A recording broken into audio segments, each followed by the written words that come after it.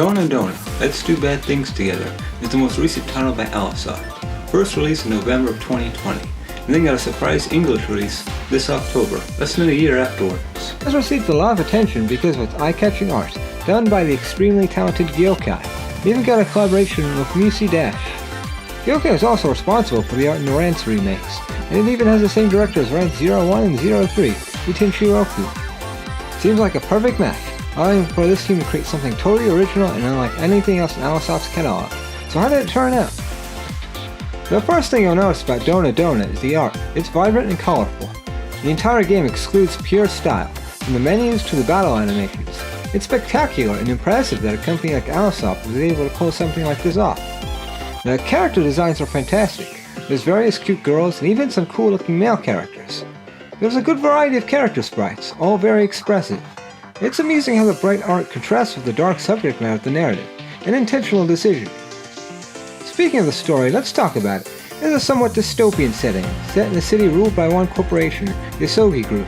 This corporation controls every aspect of the citizens' lives.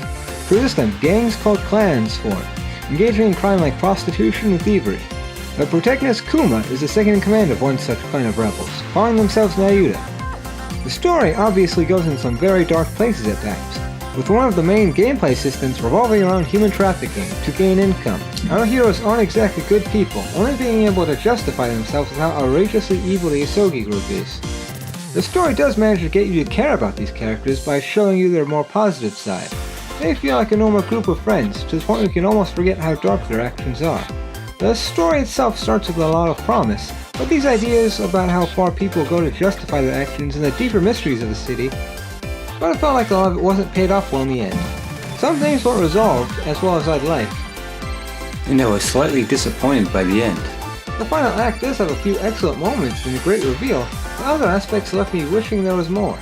The second half gets formulaic in its structure, with the heroine getting captured and you must save her in time to avoid seeing her bad end. Or purposefully wait to see it for more interesting scenes. I can understand why it had to be this way, but it got predictable. The main scenario writer, Daisuke Kuragashi, said that they were specifically instructed to cut back on narration and exposition, instead to focus on the dialogue. While the dialogue is great, I have to wonder if this decision might have stifled the writing somewhat, as the writing was excellent in Rance 10 and 03 when they were allowed that freedom. One thing I do find fascinating is how it handles tone. You'd think a game about forcing women to prostitution and fighting against an oppressive megacorporation would be brooding, maybe even an edgy affair, but the game is actually lighthearted. It does not want to get serious, but for the most part the characters are aloof and are constantly joking around. I can see this being vexing to some, but I find it to be charming. The characters are still just teenagers and they behave as such. It's just that they've been doing these feats long enough to become totally desensitized to what they're doing. Characters and their dynamics are the place where Dohna Dohna truly shines. As said before, the main cast feels like an actual group of friends because they have excellent chemistry. The protagonist, Kuma, is interesting in how he's different from other AliceSoft protagonists like Rance. He's much more serious and businesslike, while surprisingly not being that horny. There are times when you're reminded that he's still just a teenager. It's fascinating how he has enough self-awareness to know his deeds are morally wrong, but continues on his path anyway. He accepts that he'll likely be punished someday, but his desire to take down the Asogi Group overpowers everything else. I like the quirk of how poor his aim is, despite always using a gun. Reminding me of the Major from Hellsing. The girls are all likable, though some are certainly better than others. My favorite was Porna. She's the deadpan lowly that's the most skilled at sex. Her voice acting is spectacular, and the details you get about her backstory make her compelling. She has the most humorous dialogue with Kuma and the rest of the gang. It's always fun to watch her tease her friends. Kikichio is a close second. She's a noble samurai and has a huge crush on Kuma.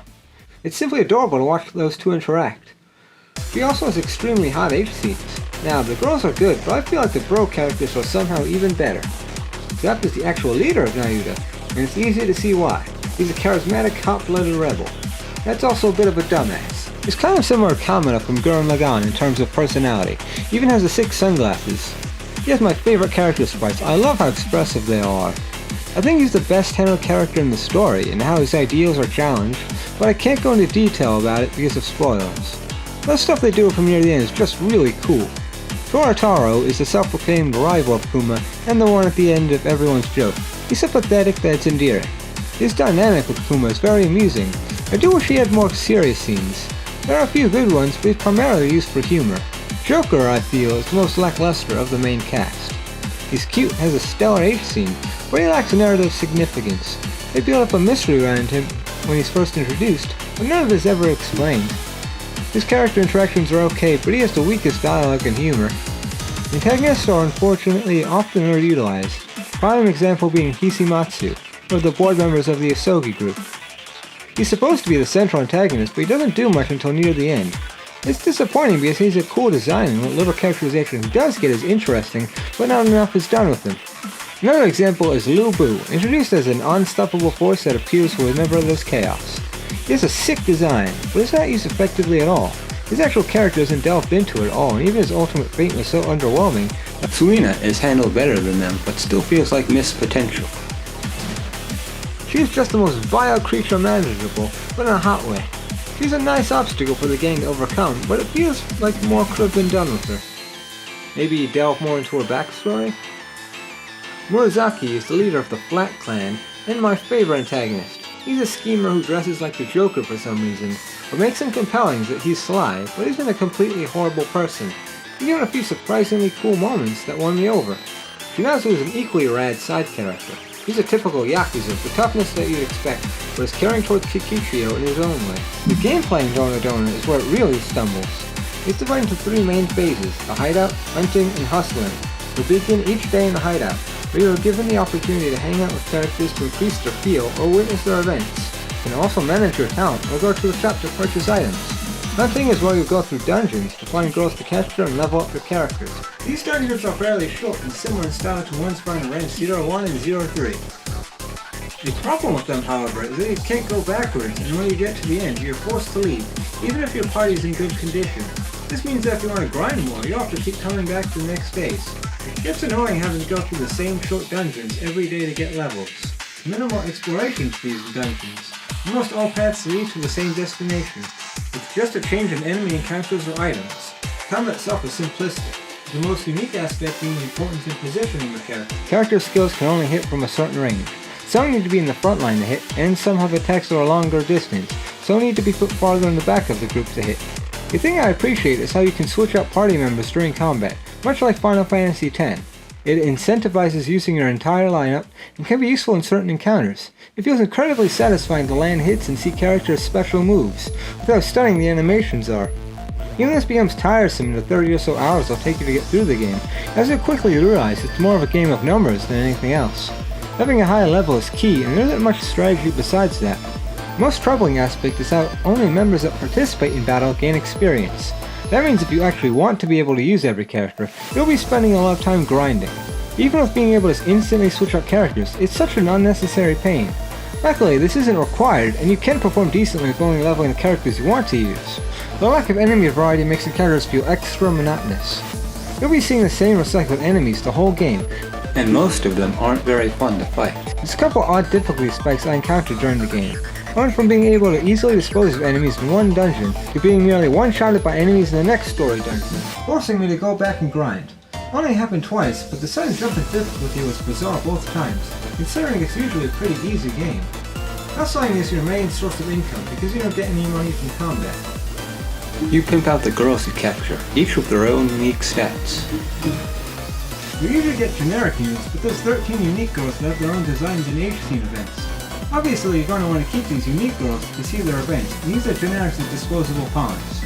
There's no reason to ever use items to increase the stats with generics, and they're better spent on the better looking unique girls. Fulfilling the requirements to see these girls as events can be a bit tricky, but there's only 3 for each, with only 2 of said events being H scenes. Each girl has 3 stats: looks, technique, and mentality. Looks determine how likely they are to be chosen by clients compared to their competition. Technique is how skilled they are in pleasing clients with higher rankings, giving you more money every time they get one. Mentality is essentially their sanity. It goes down nearly every time they have sex, so you have to keep an eye on it. If it reaches 0, they receive the broken status, which is unremovable no matter what. When broken, a girl receives much less money, and it's always best to get rid of them at that point. There's also a possibility of accidentally getting girls pregnant if you don't give them protection. Not a big deal for generics, but you'll want to avoid it with your unique girls. You can do this by giving your girls protection, which increases their defense. This is kind of a scarce resource early on, so you actually have to be a bit careful. Even if a girl's protection, there's still a chance of them getting pregnant. Even this can be avoided with saves coming. You can increase these stats by giving the girls items, which are easily obtained in the shop or found in dungeons. Overall, it's a very bare-bones system, and isn't enjoyable. The funny thing is, you won't have to engage with it much other than when the story requires you to. They later introduce VIP matching, where you have to give a girl to an extremely wealthy customer. This customer has 5 specific stats and traits they're looking for. Matching all 5 is difficult, but that isn't required. Even just having 2 or 3 of the wanted specifications will give you a good bit of money, more than you could make in a single day of hustling, while only costing you the mentality of one girl. This is a much better way of obtaining money. The only downside is, you can only do it every few days, because they give you time to find a girl that matches the client best. In the end, hustling is the weakest part of the game, despite it being a central gimmick. The music is superb, having tracks that can be both thrilling and relaxing. But I don't believe the OST is quite as strong as Rent 03, which is done by the same composer. There's still some memorable tracks. In conclusion, Dohna Dohna is an extremely flawed game. The phrase, style over substance, is overused nowadays, but it certainly applies here. It's beautiful to look at, and can be fun, but it's ultimately shallow, and is a tedious gameplay loop. Even with all these apparent issues, I still can't bring myself to dislike it. It's clearly a passion project that the team put a lot of work towards. It's just frustrating seeing how undercooked the love concepts are. Would I recommend playing Dohna Dohna? If you're a big fan of AliceSoft, or just wanting for the hot hero, then it might be worth it. It's difficult to wholeheartedly recommend when I know there's better AliceSoft games to play, even aside from rants.